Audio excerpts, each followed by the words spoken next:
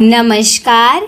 गुरु पूर्णिमा का पर्व हिंदू धर्म में विशेष महत्व रखता है। ये दिन हमारे आदरणीय गुरु को समर्पित। गुरु ब्रह्मा गुरु विष्णु गुरु देवो महेश्वर गुरु साक्षात् परब्रह्म तस्मै श्री गुरुवे नमः। तस्मै श्री गुरुवे नमः। हम ग्रंथों की रचना करने वाले महर्षि वेदव्यास का जन्म हुआ था। तभी से उनके सम्मान में आषाढ़ मास की पूर्णिमा को गुरु पूर्णिमा के रूप में मनाया जाता है। हिंदू धर्म में गुरु को ईश्वर से भी ऊंचा स्थान दिया गया है। आषाढ़ शुक्ल पूर्णिमा को गुरु पूर्णिमा और व्यास पूर्णिमा का विशेष पर्व मनाया जाता है।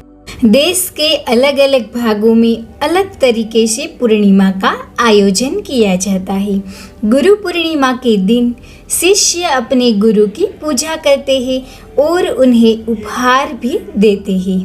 गुरु पूर्णिमा की कथा।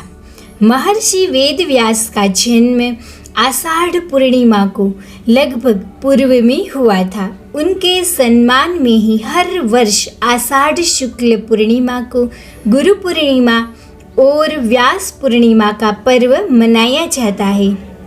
वेद, उपनिषद और पुराणों के प्रणयन करने वाले वेदव्यास जी को समस्त मानव जाति का गुरु माना जाता है। बहुत से लोग इन दिन व्यास जी के चित्र का पूजन और उनके द्वारा रचित ग्रंथों का अध्ययन करते हैं। बहुत से मठों और आश्रमों में लोग ब्रह्मलीन संतों की मूर्ति या समाधि की पूजा करते हैं। पौराणिक कथाओं के अनुसार प्राचीन काल में महर्षि पराशर भ्रमण के लिए निकले थे। भ्रमण करते वक्त उनकी नजर एक स्त्री पर पड़ी जिनका नाम सत्यवती था। मछुआरे की पुत्री सत्यवती दिखने में बहुत सुंदर और आकर्षक थी। सत्यवती दिखने में तो बहुत आकर्षक थी, लेकिन उसके शरीर में मछली की गंध आती थी, जिसकी वजह से सत्यवती को मत्स्यगंधा भी कहा जाता था। सत्यवती को देखकर ही पराशर ऋषि के मन में विचलित और व्याकुल हो गया। ऋषि ने सत्यवती को संतान प्रदान करने की इच्छा जताई। सत्यवती ने कहा, यह तो अनैतिक होगा, मैं इसे किसी तरह आपके साथ अनैतिक संबंध बना लूं। मैं इस तरह के संबंध से होने वाली संतान को जन्म नहीं दे सकती।